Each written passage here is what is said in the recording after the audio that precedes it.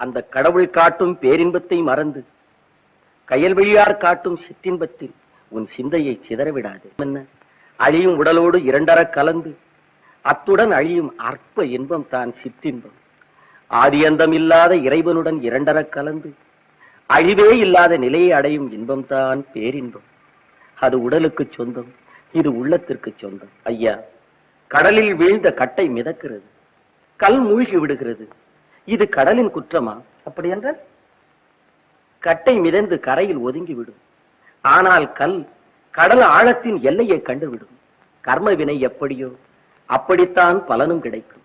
பகுத்தறிவை இழந்து அகத்தினரோடு பேசாதீர். கண்ணை கவரும் கார்முகில் கூந்தலைப்பார். ஈரும் பேனும் நிறைந்த கூந்தல் கார்முகில். வேலை பழிக்கும் கண்ணழகைப்பார். காலையில் பார்த்தால் பீழை வடியும் கண்கள் வேலாம் சேலாம். இது மதுரசம் தரும் கனி இதழ். எச்சில் நாற்றத்தை தரும் இதழ் கனியாம் கனிரசமாம் கற்கண்டாம்.